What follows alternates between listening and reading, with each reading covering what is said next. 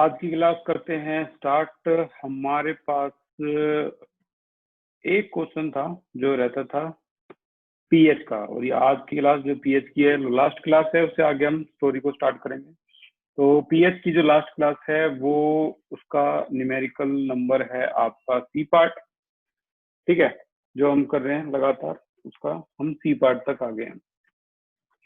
तो 10 ml of question है 10 ml of 0.1 molarity H2SO4 plus में क्या है 10 ml ऑफ 0.1 मोलैरिटी KOH, ठीक है, ये आ गया, ये इसका लास्ट है। और उसके बाद जैसे ही खत्म हो जाएगा तो हम अब नेक्स्ट लेवल पे चलेंगे इसके, ठीक है। आयनिक इक्विलिब्रियम बहुत आसान लग रहा होगा। आयनिक इक्विलिब्रियम अब तक पीएच को डिस्कस किया, एसिड बेस सॉल्ट को डिस्कस किया, आर्हीनेस, ब्रोंसलोरी एंड लेविस को डिस्कस किया, ठीक है। अब यहाँ पर हमारे सामने जो एक हाई ऑर्डर थिंकिंग का पीएच का लास्ट क्वेश्चन चल रहा है। एक हम कल की क्लास में कर चुके हैं, एक हम आज की क्लास में करेंगे। जिसको कल की क्लास में थोड़ा कम समझ में आया है उसके पास एक और मौका। कहते हैं 10 ml एसिड 10 ml बेस को मिला दें तो वो न्यूट्रल हो गया, ठीक है ना, न्यूट्रल हो गया और काम खत्म हो गया, पीएच 7 आ गई। रेज योर हैंड, क्या ये एसिड और ये बेस मिला दूं तो न्यूट्रल हो जाएगा भाई? रेज योर हैंड, देखते हैं कितने कॉन्सेप्ट किसी के बिल्डअप हुए हैं, नहीं हुए हैं, वगैरह वगैरह, कौन कितनी गहराई में जा चुका है वो देखते हैं। गलत आंसर आया, नो प्रॉब्लम, आज आपके पास 2 मौके हो रहे हैं। वेरी गुड मिस्टर विनीत, बताइए। सर न्यूट्रल हो जाएगा। ये न्यूट्रल हो जाएगा। शशांक बताइए। सर न्यूट्रल नहीं होगा क्योंकि 2 मोल KOH चाहिए उसमें। Very good very good very good. Nitish, आपके हिसाब से? नहीं हो सकता भैया। क्यों नहीं हो सकता? मेरे हिसाब से तो वॉल्यूम पे भी इफेक्ट पड़ेगा और नंबर ऑफ मोल्स भी देखने पड़ेंगे। देखो, जो हमारा वॉल्यूम है उस पर तो कोई इफेक्ट पड़ेगा नहीं। 3 बातें सपोर्ट कर दे बस, न्यूट्रल हो जाएगा। 3 बातें सपोर्ट करवा दो, न्यूट्रल हुआ पड़ा है। देखो, पहली बात सपोर्ट करेगी, वॉल्यूम सेम है। दूसरी बात भी सपोर्ट करेगी, मोलैरिटी भी सेम है। तीसरी बात सपोर्ट कौन सी है कि रिएक्शन के अंदर ओरिजिनल रिएक्शन के अंदर 1 मोल KOH के साथ 1 मोल H2SO4 आ जाए, वो भी सपोर्ट कर गया तो न्यूट्रल हो गया 0, पीएच आएगी 7। देखते हैं क्या रिएक्शन के अंदर सपोर्ट होगा या नहीं होगा, ठीक है ना। तो रिएक्शन के अंदर साफ साफ लग रहा है H2SO4 KOH, ये देखो H2SO4 प्लस KOH, तो यहाँ जो रिएक्शन प्रोसीड होगी वो होगी क्या, K2SO4 प्लस में 2H2O, लेट्स बैलेंस, ये 2 आ गया तो यहाँ 2 लगाओ, तो ये कह रहा है 1 मोल H2SO4 को 2 मोल KOH की जरूरत है कंप्लीटली न्यूट्रलाइज होने के लिए। तो यहाँ तो सपोर्ट नहीं कर रहा ना। 1 2 3 जगह टिक होनी चाहिए थी, लेकिन एक जगह 3 में से एक जगह क्या होगी, क्रॉस होगी। इसका मतलब ये रिएक्शन आपकी न्यूट्रल नहीं है। तो इसका मतलब इस रिएक्शन को वैसे ही करना शुरू करते हैं जैसे हमने वो करी थी। चलो गेम को शुरू कर लेते हैं। सबसे पहले क्या था, याद होगा आपको, क्या 10 ml of 0.1 molarity H2SO4 number of mole निकाल लेते हैं। तो molarity is equal to N upon में V, मोलैरिटी है 0.1, नंबर ऑफ मोल जो है वो निकालना है। वॉल्यूम सॉल्यूशन का है 10 डिवाइडेड बाई 1000, तो 10 डिवाइडेड बाई 1000 होता है आपका क्या, 0.01, मल्टीप्लाई कर दो, आपका नंबर ऑफ मोल आ गया 10 की पावर -3 मोल, राइट। अब इसका निकाल लेते हैं। 10 ml ऑफ 0.1 मोलैरिटी KOH, इसका भी निकाल लेते हैं भाई। Molarity is equal to N by V, molarity है 0.1, N निकालना है, वॉल्यूम कितना है 10 डिवाइड बाई 1000 यानी 0.01, मल्टीप्लाई कर दो। इसका नंबर ऑफ मोल भी हम लैब में जो लेके गए हैं वो भी 10 की पावर -3 मोल लेके गए हैं। दोनों का नंबर ऑफ मोल हम लैब में बराबर लेके गए हैं। अगला स्टेप, नेक्स्ट स्टेप क्या था याद करो, रिएक्शन लिखते थे हम। रिएक्शन क्या थी? रिएक्शन H2SO4 प्लस में 2KOH, अभी भी थोड़ी देर पहले करी थी ना बैलेंस रिएक्शन, तो K2SO4 प्लस में 2H2। अब एक बहुत बड़ा क्वेश्चन आपके सामने आ रहा है कि यहाँ स्टेटमेंट में आप क्या लिखोगे? 1 मोल H2SO4 react with 2 mole KOH, ये लिखोगे, या फिर 2 मोल KOH को पहले लिखोगे और इसको बाद में लिखोगे, जैसे मैंने कल की क्लास में आपको बताया था। क्या बताया था कि भाई इस बात का ध्यान रख लो, कभी गलती होगी नहीं। क्या बात ध्यान में रख लो?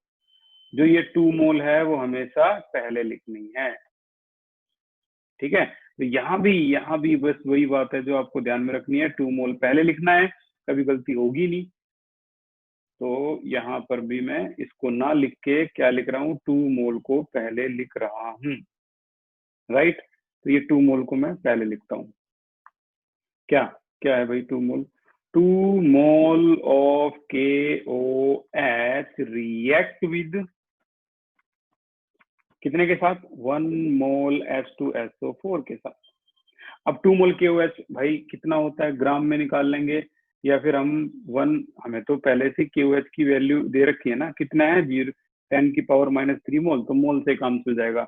1 mole KOH react with is equal to 1/2 mole H2SO4, और हमारे पास कितना है जो हम लैब में लेके गए हैं, 10⁻³ है, तो मल्टीप्लाई बाई 10⁻³ और आंसर विल बी 0.5, यानी 5 × 10⁻⁴ मोल, या 0.5 लिख देता हूं मैं, आपको किसी को थोड़ा सा डाउट हो या कुछ ज्यादा ही IQ लेवल से पढ़ाना है वो भी गलत है। 0.5 × 10⁻³ मोल H2SO4, ठीक है ना।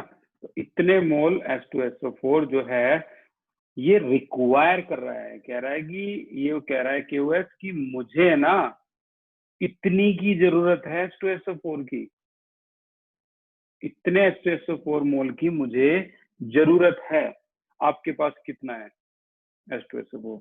आपके पास इतना है, तो बताइए कम है या ज्यादा है? KOH कह रहा है 2 मोल KOH कह रहा है मुझे इतने मोल H2SO4 की जरूरत है, लेकिन आपके पास जो है वो कम है या ज्यादा है? Raise your hand. निखिल बताइए।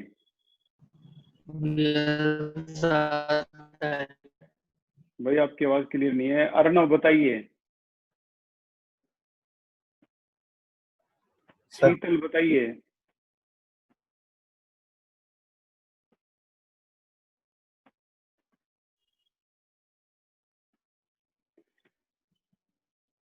अपूर्वा बताइए।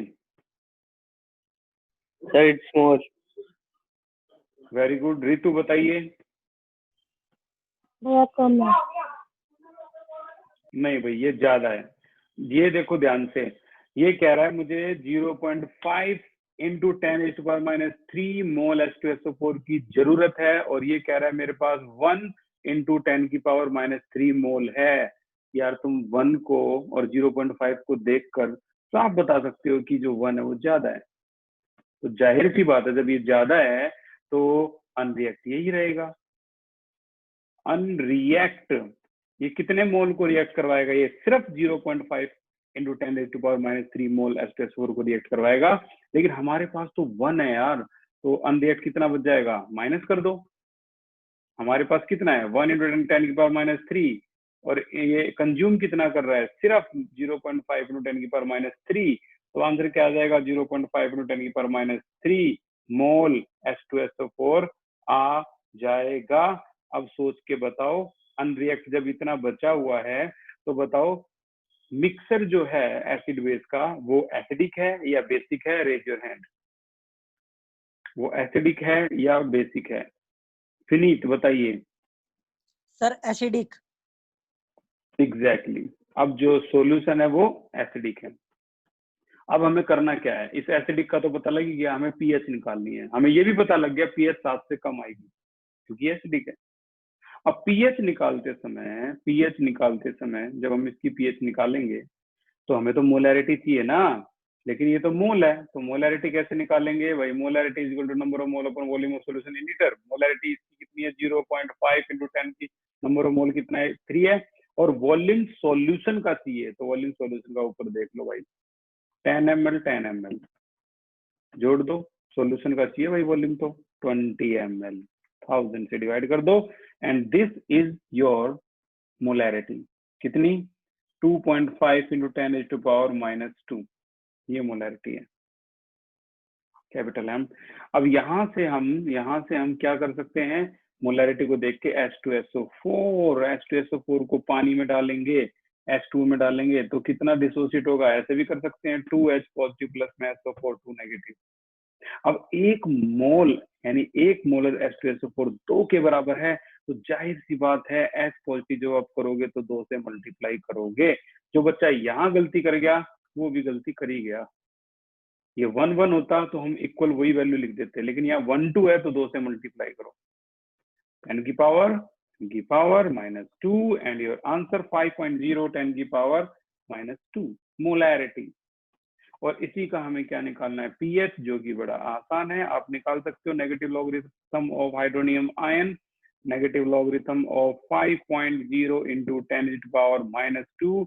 नेगेटिव को बाहर रखो, लॉगरिथम को अंदर ले जाओ, log 5.0 प्लस log 10 की पावर -2। log 5.0 की वैल्यू होती है क्या? 0.6990 प्लस -2 log 10। log 10 की वैल्यू 1, तो आपका आंसर हो गया 1.3010, वो भी पॉजिटिव। तो पीएच साहब बता रही है ये आपका एसिडिक है। उम्मीद है अब तो यार आपको आसान लगे होंगे और अब आपका इसमें कॉन्फिडेंस भी बिल्डअप हो गया होगा। ठीक है, मैं आएगा एग्जाम में तो हम कर देंगे। एसिड बेस न्यूट्रलाइज होता है, जीरो न्यूट्रल आता है या फिर उसकी एसिडिक या बेसिक पीएच आती है, ठीक है ना। तो ये अब आपको अच्छी तरह समझ में आ गया है। तो बच्चों की तरह ये रिएक्ट मत करना कि 10 ml acid 10 ml base mix कर दोगे तो न्यूट्रल, ये नहीं होता भाई ये, ठीक है ना। इसका एक प्रोसेस होता है, 3 चीजों पे डिपेंड होती है वैल्यू। ये भी खत्म है और आगे चलते हैं, लास्ट क्वेश्चन रह गया।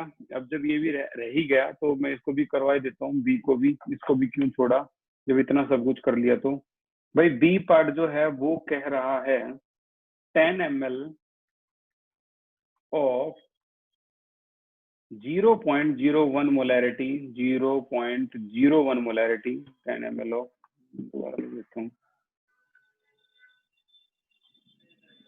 10 ml of 0.01 मोलैरिटी H2SO4 को डाला है 10 ml of 0.01 molarity calcium hydroxide में। ठीक है, अब इसका बताना क्या होगा। देखते हैं कितने जीनियस हैं हमारे पास। रेज योर हैंड, इसका क्या होगा? ट्राई करो। 3 बातों पे डिपेंड होता है भाई, volume, molarity, reaction.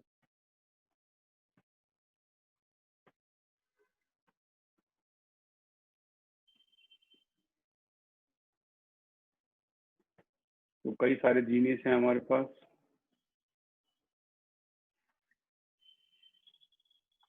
Okay, we have a lot of answer today and Lakshya बताइए आंसर क्या होगा? भैया न्यूट्रल हो जाएगा। Very good. देवेश आंसर क्या होगा? Sir neutral. देवेश आपका जो कोचिंग है वो आकाश से अभी भी चल रही है या फिर नहीं चल रही? अब चल रही है। अच्छा, इक्विलिब्रियम हो गया वहां पे? नहीं सर, मेरा तो शुरुआत से ही शुरू हुआ है सिलेबस अभी। ओके, चलो बहुत बढ़िया है। केमिस्ट्री आपकी बेस्ट होगी वहां पे। ठीक है भाई, ये हो गया आपका आंसर, आएगा न्यूट्रल। और इतने बच्चों ने कलेक्टिवली आंसर दे दिया, बहुत बड़ी बात है। मतलब यार ये हाई ऑर्डर थिंकिंग आईआईटी का क्वेश्चन है और इतना देख के ही बता दिया आपने न्यूट्रल, तो इससे बड़ी बात क्या है। बिल्कुल आंसर न्यूट्रल होगा। तीनों चीज सपोर्ट करेगी, वॉल्यूम सपोर्ट कर गया, मोलैरिटी सपोर्ट करेगी, और अब रिएक्शन को देखोगे तो रिएक्शन भी सपोर्ट करेगी। अब तो बच्चों को रिएक्शन देख के पता लग रही है, इतना तजुर्बा हो गया कि हाँ यार ये न्यूट्रल ही है और वास्तव में ये न्यूट्रल है। ये बनता है आपका कैल्शियम सल्फेट और ये बनता है आपका 2H2O। तुम देखोगे तो यहाँ पर पूरा बैलेंसिंग दिखाई देगी आपको, ये 1 है और ये भी 1 है, तो दोनों इक्वल हैं, ये भी सपोर्ट कर गए। अब इस पे भी मैं क्या लगा रहा हूँ, ओके ठीक है। तो अभी हम इस क्वेश्चन को करते हैं जिसका आंसर हमें पहले से ही पता है। क्या आंसर आएगा इसका, pH 7। इसका आंसर हमें पहले ही पता है। चलो देखते हैं तो हम इसको कैसे करेंगे। ओके तो शुरुआत वही है हमारी, रूल कोई चेंज नहीं हुआ है। मोलैरिटी H2SO4 यहाँ लिख देंगे हम 10 ml और यहाँ से स्टार्ट करते हैं खेल को, क्या नंबर ऑफ मोल निकालने के। तो molarity is equal to N by V, N by V molarity 0.01 molarity, number of mole निकालने हैं, वॉल्यूम है 10 by 1000 यानी 0.01। ओके मल्टीप्लाई करोगे तो नंबर ऑफ मोल क्या आएंगे, 10 की पावर -4 मोल, राइट। यहाँ देखेंगे तो ये है आपका 10 ml of 0.01 molarity calcium hydroxide. यहाँ अगर आप देखोगे मोलैरिटी को तो molarity is equal to N by V, molarity है 0.01 और नंबर ऑफ मोल अगर आप ध्यान से देखोगे यहाँ वो निकालने हैं, वॉल्यूम कितना हो जाएगा 10 ml डिवाइडेड बाई 1000 यानी 0.01 मल्टीप्लाई अगेन नंबर ऑफ मोल 10 की पावर -4 मोल। ठीक है, ये आ गया। अब हमारा अगला स्टेप होता है रिएक्शन का, जो पहले ही पता है, प्रेडिक्शन आपकी जो है वो पहले ही है। H2SO4 कैल्शियम हाइड्रोक्साइड जो कि एक स्लेग्ड लाइम होता है, ठीक है। और यहाँ पर हो गया आपका कैल्शियम सल्फेट प्लस में 2H2O, 1 मोल यानी 1 मोल को 1 मोल की जरूरत है। अब तो मैं ये भी नहीं बोल सकता इसको आगे लिखो इसको पीछे लिखो, कैसे भी लिखो। लिख दिया हमने 1 मोल of calcium hydroxide, 1 mole of H2SO4 react with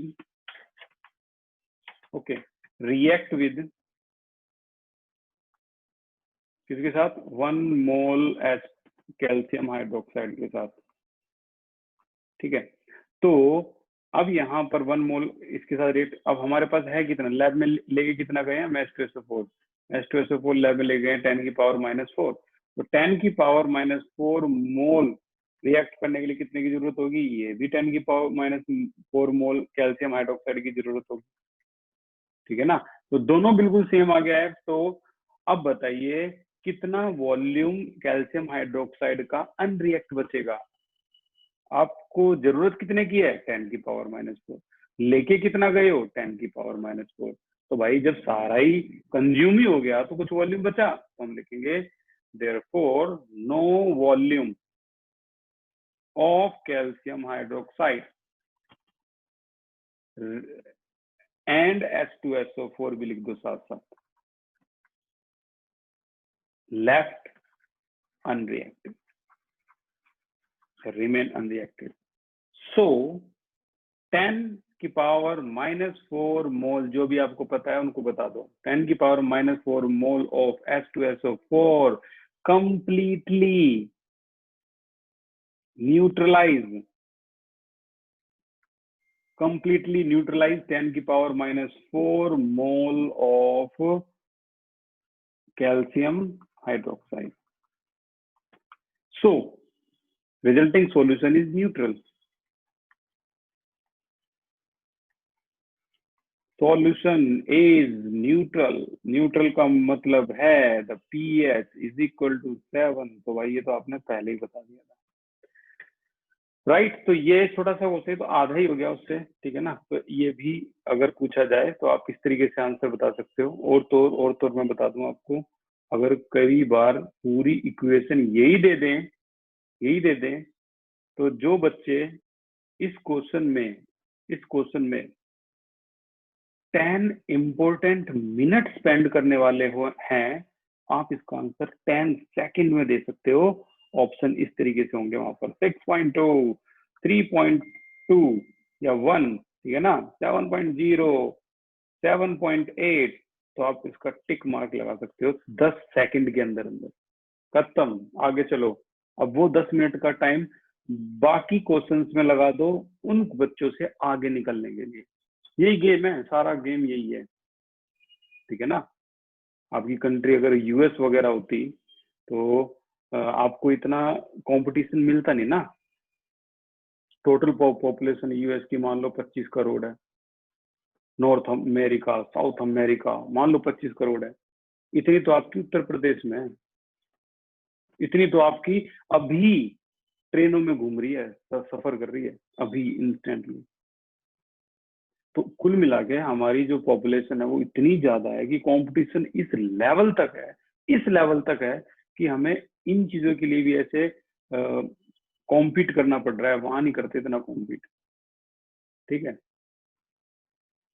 Bharat की खोज किसने की थी, कोई बता सकता है किसने भारत की खोज की थी? इंडिया को किसने खोजा था सबसे पहले? शशांक, क्या बात है, आप यहाँ भी इंटरेस्टेड हो, वेरी गुड। बताइए शशांक, किसने करी थी सर भारत की खोज? Vasco D gamma. Very good. और इसके 2 आंसर आए, 3 आंसर आए मेरे पास, लेकिन अब मैं जो क्वेश्चन करने वाला हूँ उसके आंसर शायद एक भी ना आए। अमेरिका की खोज किसने की थी? और ये आप एनसीईआरटी सिलेबस में भी पढ़ चुके होंगे। क्या बात है, एक आंसर अभी भी आ गया, 2, क्या बात है। थोड़ा सा अजीब लगा, लक्ष्य को भी पता है, वेरी गुड लक्ष्य, बताइए। भैया शायद कोलंबस ने की थी। अपूर्व, आप बताइए।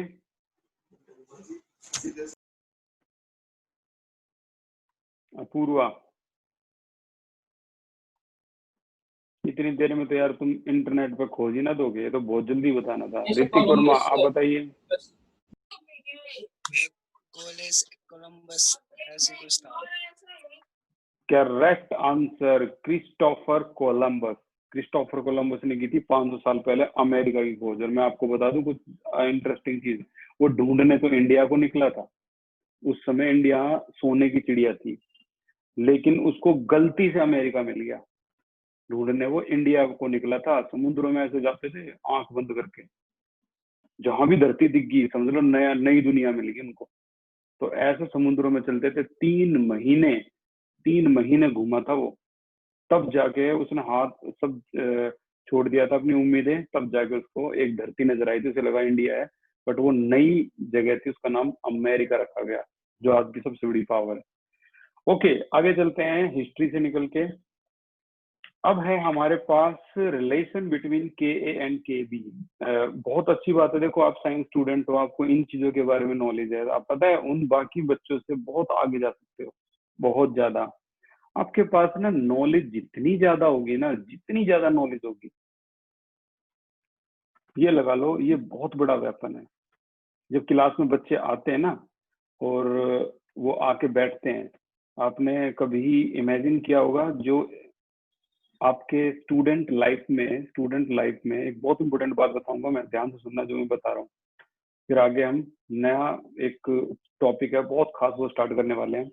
स्टूडेंट लाइफ में आपने कभी ऑब्जर्व किया है कि एक बच्चा एक गरीब फैमिली से आता है, उस गरीब फैमिली में उसके फादर की इनकम सिर्फ 10,000 है। एक बच्चा जो अमीर फैमिली से आता है, उसके फादर की monthly income 1 lakh per annum है।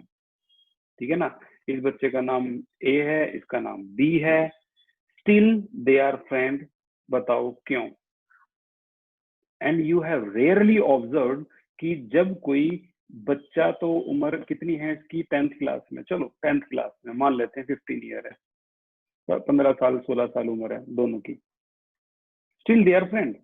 आपने कभी ऑब्जर्व किया है ऐसे 35 ईयर का कोई बंदा जिसकी इतनी इनकम है और 35 ईयर का कोई बंदा इनकी इनकम है, ये कभी फ्रेंड रेयरली का बहुत कम होते हैं, ये बहुत ज्यादा होते हैं। इसकी चांसेस है 95%, इसके चांसेस है 5% कि ये खास दोस्त हो, एक साथ बैठना, एक साथ खाना खाना, एक साथ बातें करना, आपस में पूरे दिन का टाइम भी, मोस्टली टाइम जो खाली है वो एक साथ स्पेंड करना। कभी ऑब्जर्व किया है क्या ये दोनों सीसीडी में बैठना चाहें तो क्या ये हमेशा 35 ये वाला बंदा अफोर्ड करेगा सीसीडी को? नहीं कर पाएगा ना। एक दो बार चलो इसका दोस्त इसको बैठा भी देगा, लेकिन हर बार तो नहीं कर पाएगा ना। इसीलिए हमारा टाइमिंग जो आसपास समय बिताने का होता है वो भी कम हो जाता है। अब बताओ, चलो देखते हैं किसके पास कितना तेज दिमाग है इन चीजों में भी। फिर मैं आगे स्टार्ट करने वाला हूँ, और ये बहुत इंपॉर्टेंट चीज मैंने पूछी है अभी। 15 साल का एक लड़का जिसके फादर की इनकम इतनी है, 15 साल का एक लड़का जिसके फादर की इनकम इतनी है, still there are 95% of chances कि दोनों स्कूल में दोस्त हैं। बताओ इसका रीजन क्या है? Raise your hand. अर्णव बताइए। Very good. Sir marks and intelligence levels, और सर तो कुछ केसेस में टीचर साथ बिठा देते तो उससे भी फ्रेंड्स बन जाते सर। ओके नितेश, आपके हिसाब से? भैया एक तो उनकी स्टडी और दूसरा कि वे काफी सालों से एक ही क्लास में पढ़ रहे होते हैं। Very good. अब मैं आपको इसका एक करेक्ट आंसर बताता हूँ, उसको ध्यान से सुनना। ऐसा क्यों होता है, क्यों इतना पॉसिबल है? जो उनकी लाइफ है ना, ये लाइफ 5 साल बाद 5 साल बाद if they are best friend, they are spending lot of time with them, compulsory time, तो 5 साल बाद बिल्कुल बिल्कुल चांसेस हैं कि दोनों की इनकम 50,000 या फिर 1 लाख, यानी मेरे कहने का मतलब है 5 साल बाद दोनों की इनकम सेम होगी। तो वो जो दोस्त है ना, वो फिलहाल वो अभी के बारे में नहीं सोच रहे कि अभी तू कैसे कपड़े पहन रहा है, कैसे कपड़े पहन रहा है, अभी के बारे में नहीं सोच रहे। वो सोच रहे हैं फ्यूचर के बारे में। ओके, उसका फादर जो भी हो, उसका फादर जो भी हो, फ्यूचर में तो वो दोनों इक्वल हैं, ठीक है ना? वो दोनों एक साथ बैठेंगे सीसीडी में, वो एक साथ जाएंगे KFC, मैगडी, डोमिनो, जहां भी जाना है, ठीक है ना? तो इसीलिए वो एक साथ हैं। इसीलिए जब भी क्लास में बच्चे आते हैं ना, चाहे वो कितना भी गरीब हो, मुझे वो बच्चा उस समय ऐसा दिखाई नहीं देता जैसा वो अभी है। मैं उसको 5 साल बाद इमेजिन करता हूँ बस, उस समय वो कैसा भी है। क्लास में हमेशा इंटेलिजेंट बच्चे की इज्जत क्यों होती है? प्रैक्टिकली सोचो, क्यों होती है इंटेलिजेंट बच्चे की इज्जत? क्यों सारे उसके आगे पीछे घूमते रहते हैं? कभी सोचा है? बोलो। अभी भी तो मनी, और जो मनी पावर है, ब्रांडेड शूज, ब्रांडेड कपड़े, इनका गिफ्ट तो अभी भी है। स्टिल एक इंटेलिजेंट बेशक कितना भी गरीब हो, उसकी हमेशा इज्जत होती है। क्यों? ये जो रेस्पेक्ट है उसको उस एज में क्यों मिल रही है? क्योंकि सब कॉन्शियस माइंड में सभी की यही है कि आफ्टर 5 ईयर ये वो नहीं है जो आज है। सब 5 साल बाद देखते हैं उसको। उसके टीचर, उसके फ्रेंड, सबको पता होता है ये करेगा काम, धमाका करेगा ये 5 साल बाद। अभी बेशक से इसके पास कुछ भी ब्रांडेड नहीं हो, बेशक से साइकिल पे आता हो या पैदल आता हो, लेकिन आफ्टर 5 ईयर ये वो रहेगा ही नहीं जो आज यहाँ है। इसीलिए सब उसके क्लोज होते हैं, सब दोस्त होते हैं। ये प्रैक्टिकली सच्चाई है। बाकी अच्छाइयाँ तो यही है भाई, सभी की रेस्पेक्ट करनी चाहिए हमें। ये तो मैनर्स हैं, गुड मैनर्स हैं, ये तो होनी ही चाहिए। फिर भी उसकी जो इमेजिनेशन होती है हमारे सामने वो बहुत ज्यादा होती है। इस बात को हमेशा ध्यान रखना भाई। रिलेशन, ये प्रैक्टिकली जो बात कही है मैंने वो बताई है। Relation between KA and KB, अब ये जो है ये नई जंग की शुरुआत होती है। जैसे हमने रिलेशन पढ़ा था PH एंड POH, वैसे ही अब ये नया जो टॉपिक आज स्टार्ट हो गया है, और ये 3-4 दिन हमारा सही टाइम पास करेगा। बहुत बढ़िया टॉपिक है, मजे आएंगे इसमें। Relation between KA and KB। KA में A for acid, B for base, K equilibrium constant for acid, equilibrium constant for the base. इन दोनों के बारे में अगर मैं बताऊं तो इतना तो खैर प्रोनाउंसिएशन पता लग ही गया होगा। KA जो है वो क्या है? Equilibrium constant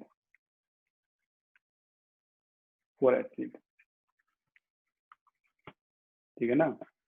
KB equilibrium constant for base. अब हम यहां से करते हैं इसकी शुरुआत। और जो बाद में बिल्कुल लास्ट में मैंने बात बोली ना, मैनर, गुड मैनर, आप यकीन मानो, और अगर मैं कोई बड़ा काम नहीं कर रहा तो आप भी इस काम को कम से कम करो। एक रिक्शे वाला भी है ना, मैं उसको भी आप करके बोलता हूँ, ठीक है ना? एक रिक्शे वाला भी, उसको भी आप करके। अब चाहे आप मुझको बेवकूफ समझ लो या समझदार समझ लो, लेकिन ये मेरी सच्चाई है। कैसा भी बंदा हो, कितना भी छोटा, उसको आप कह के। पता नहीं मैनर्स ये साउथ दिल्ली या फिर सेंट्रल दिल्ली में घूम घूम के आ गई, ज्यादा मैं नरेला में घूमा नहीं हूँ, तो ये अंदर से ही है ये मैनर। तो आप भी इन चीजों को नोटिस करना, आपकी डिसेंसी दिखाता है। वहां चले जाओ, आप कैसे भी चले जाओ, कितने भी अमीर स्कोडा में से उतर के, ऑडी में से उतर के कोई लड़की आती है ना, तो वो एक जूते वाले को भी आप कह के बोलती है, भैया भैया आप, भैया ये कर लो, आप ये कर लो। उनके वर्ड्स में यही है सब कुछ। यहाँ आप देख लो आप किस तरीके से बात करते हैं, तो वो आपके अंदर होनी ही चाहिए भाई, बहुत जरूरी है ये भी। अमोनिया, मैं इसका एग्जाम्पल दे रहा हूँ, उसको एग्जाम्पल के उस पर चलते हैं। H2O will give you NH4 positive plus में OH नेगेटिव। अब यहाँ पर अमोनिया जो है वो बेस है, सभी को पता है इसके बारे में। ये लेविस के अकॉर्डिंग भी बेस है क्योंकि इलेक्ट्रॉन डोनेट करता है। ये ब्रोंस्टर-लोरी के अकॉर्डिंग भी बेस है क्योंकि H पॉजिटिव एक्सेप्ट करता है। अब ये बेस है तो जाहिर सी बात है इसको एसिड होना पड़ेगा। वाटर तो एम्फोटेरिक है, जब मर्जी जब कर लो इसको एसिड बेस कैसे भी। इसने ये जो है, जो मैंने लिखा हुआ है, रेज योर हैंड, क्या इसे आप कॉन्जुगेट एसिड बोलते हो या बेस बोलते हो?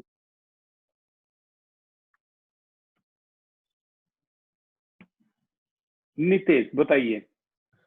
भैया कॉन्जुगेट एसिड। वेरी गुड, इसे बोलते हैं कॉन्जुगेट एसिड। और ये क्या है? Conjugate base. ठीक है, क्योंकि हाइड्रोजन एक्सेप्ट कर रहा है।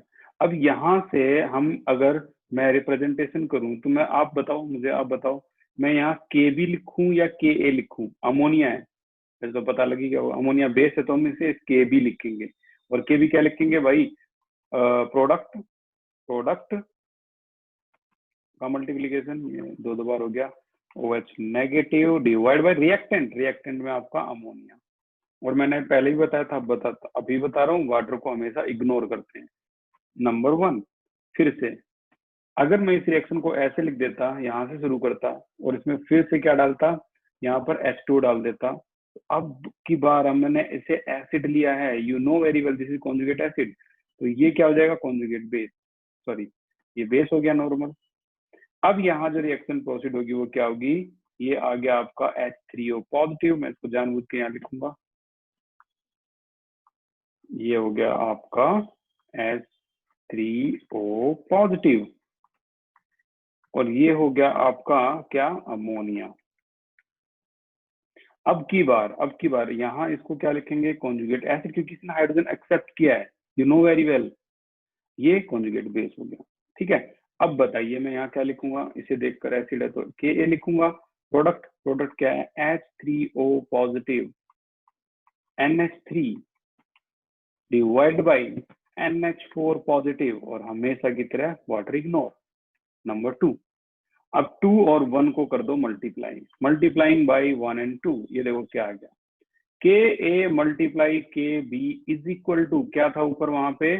अमोनिया पॉजिटिव और यहाँ OH नेगेटिव डिवाइड बाई क्या था?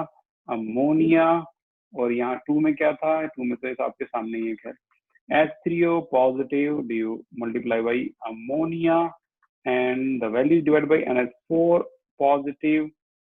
ठीक है ना? तो ammonia cancel out, NH4 positive cancel out. और अब यहाँ पर हम इसको क्या लिखेंगे? Ka into Kb is equal to H3O positive और यहाँ OH नेगेटिव। अब Ka into Kb is equal to, इन दोनों का मल्टीप्लीकेशन क्या होता है भाई? इन दोनों का मल्टीप्लीकेशन हमने कई बार पढ़ रखा है, फिर बता सकता है क्या होता है इसका? नितेश बताइए। 10 to पावर -14। एग्जैक्टली, इसका मल्टीप्लीकेशन होता है 10 की पावर -14। अब ये आ गया आपका एक और फॉर्मूला जो हम आगे कैरी करेंगे कल और परसों की क्लास में, तो ये है वही फॉर्मूला। अब इसको अगर मैं कहूँ taking logarithm on both side, तो अब बातें कुछ कुछ आपको रिपीट होती दिखाई देंगी। Taking logarithm on both side, अब दोनों तरफ लॉगरिथम कर दिया तो ये क्या हो जाएगा आपका? लॉग Ka इंटू Kb, ठीक है, इज इक्वल टू लॉग 10 की पावर -14, -10 अप्लाई करने पर हम कर सकते हैं, तो माइनस अंदर ले जाओ इसको, log Ka plus log Kb is equal to, ये हो जाएगा आपका सीधा सीधा लग रहा है तो 14। अब यहाँ पर माइनस को अंदर ले जाएंगे तो माइनस लॉग के ए प्लस माइनस लॉग के बी इज इक्वल टू 14। अब बताइए इसको क्या बोलते हैं? सिंपल यार, हम इसको पी के ए बोल सकते हैं जैसे पी एच था, इसको हम पी के बी बोल सकते हैं जैसे के बी था, पी ओ एच था, इज इक्वल टू 14। तो ये हमारा आ गया अगला formula. So we have total 4 फॉर्मूले, 4 फॉर्मूले हमारे पास हैं। और वो कौन कौन से हैं? H पॉजिटिव और OH का जो मल्टीप्लीकेशन है वो 10 की पावर माइनस 14 होता है। PH और प्लस POH का जो सम है वो 14 होता है। सिमिलरली KA और KB का मल्टीप्लीकेशन 10 की पावर माइनस 14 होता है। PKA और PKB का जो सम है वो 14 होता है। तो ये 4 फॉर्मूले अब हमारे पास आ गए हैं। इनमें से इन पे न्यूमेरिकल तो हमने सारे चुन चुन के कर दिए खत्म। अब हमारे इनके न्यूमेरिकल जो हैं वो होते हैं स्टार्ट। तो आज मैं थोड़ा सेटअप बनवा रहा हूँ, कल हम इस पे अटैक करेंगे। अब आपके पास कुछ ऐसे ऐसे कंपाउंड भी आने वाले हैं जिसका नाम आप पढ़ोगे तो आपको पता ही नहीं लगेगा कि यार ये क्या बोल दिया। जैसे जैसे मैं आपके सामने इसको लिख रहा हूँ सैलिसिलिक। रेज योर हैंड, ये एसिड होता है बेस होता है? सैलिसिलिक।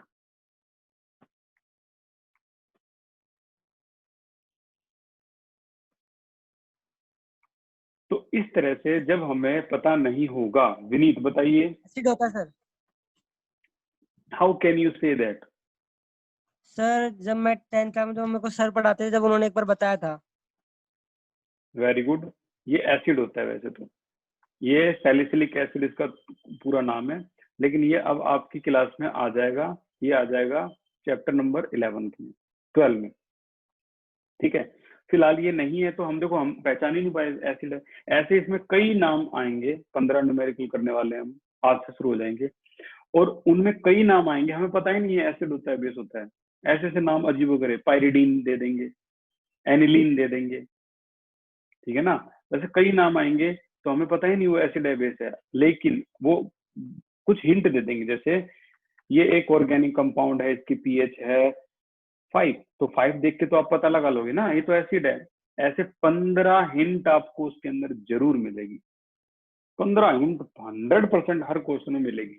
आप बहुत जल्दी पता लगा लोगे एसिड है बेस है, लेकिन आप कंपाउंड का नाम थोड़ा ना लिख पाओगे यहाँ पे। इसीलिए उन्होंने एक तरीका बता दिया, कभी भी पता लग जाए आपको एसिड है ये, तो आप इसकी जगह लिख दो HA। यहाँ पर H का मतलब हाइड्रोजन है, A का मतलब ही एसिड है। अगर मान लो कोई बेस है, आपको उसका नाम नहीं पता, तो आप लिख दो इसको BOH। B का मतलब बेस, और इसमें बेस में क्या होता है OH। हर बार ऐसा कर दो, कभी गलती होगी नहीं। अब देखो, जैसे क्वेश्चन है हमारे पास, ionisation constant of weak acid. Question ये फॉर्मेट है, ionisation constant of weak acid. तो वीक एसिड का आयोनाइजेशन कांस्टेंट में अब हमने इसको क्या मान लिया HA, और यहाँ पर हमने क्या मान लिया H2O। तो ये क्या निकलता है H3O पॉजिटिव प्लस में A नेगेटिव। ये देखो, हमें तो कंपाउंड का नाम तक नहीं पता था और हमने उसकी रिएक्शन भी लिख दी। ऐसा आप 15 बार कर सकते हो, सारे 15 न्यूमेरिकल में कर सकते हो, एक भी नंबर नहीं कटेगा। तो इनिशियल यहाँ लिखते हैं इसको इनिशियल। पहले क्या लिखते थे, याद होगा इसको भाई, इनिशियली कितना था 0.05 मोलैरिटी, याद है ना। यहाँ 0 फिर XX फिर 0.05 माइनस X, याद है ना, एट इक्विलिब्रियम, इक्विलिब्रियम के पहले पार्ट में। लेकिन अब ये दुनिया बदल चुकी है दूसरे पार्ट में, आयनिक इक्विलिब्रियम में। अब यहाँ इसकी जगह C आ जाएगा, C मीन कंसंट्रेशन, ये 0 है, और बीच में हमेशा लिखेंगे let alpha be the degree of ionization. ये देखो आयोनाइजेशन या डिग्री ऑफ डिसोसिएशन। तो हम यहाँ पर अब X की जगह क्या लिखने वाले हैं, C अल्फा, और यहाँ क्या हो जाएगा C माइनस C अल्फा। 1 है तो सी अल्फा 1 है तो सी अल्फा 1 है तो सी अल्फा 2 होता तो 2C अल्फा, राइट। अब कईयों के दिमाग में ये भी चल रहा होगा, यार ये क्या अलग सा आ गया, ये अल्फा अल्फा क्या है? Alpha is nothing, it's a degree, देखो ये लिख रखा, डिग्री ऑफ आयोनाइजेशन या डिसोसिएशन। सी कंसंट्रेशन। चलो मैं एक एग्जांपल के तौर पे आपको सिखा देता हूँ इसको। मान लो आपकी कंसंट्रेशन है यहाँ 5 मोलैरिटी, और डिग्री ऑफ डिसोसिएशन हमेशा किसमें होती है? 0.09 या 0.0, आसान सी कैलकुलेशन के लिए दे रहा हूं मैं आपको, 0.01 ये है। डिग्री ऑफ आयनाइजेशन को आप परसेंटेज में भी निकाल सकते हो, 100 से मल्टीप्लाई कर दो 1%, ठीक है ना। अगर मान लो ये 0 पॉइंट क्या होता, ये 0.1 होता अल्फा, तो अब बताओ इसको क्या लिखते हैं आप परसेंटेज में? 100 से मल्टीप्लाई कर दो 10%। तो अल्फा होता है डिग्री ऑफ आयनाइजेशन और ये परसेंटेज ऑफ आयनाइजेशन, 100 से मल्टीप्लाई कर दो। तो अब मान लो अल्फा की वैल्यू 0.1 है, तो बताइए यहाँ सी और अल्फा को मल्टीप्लाई करो भाई, ये सी है ये अल्फा है, मल्टीप्लाई करो, आ गया ना 0.5। इसकी वैल्यू क्या आ गई यहाँ से? 0.5। इसकी वैल्यू भी क्या आ गई? 0.5। अब 0.5 इसमें से माइनस करना, एक बार सी 5 में से 0.5 माइनस करना, तो ये पूरी सी माइनस सी अल्फा की वैल्यू क्या देगी? 4.5। तो ये है आपका सी अल्फा।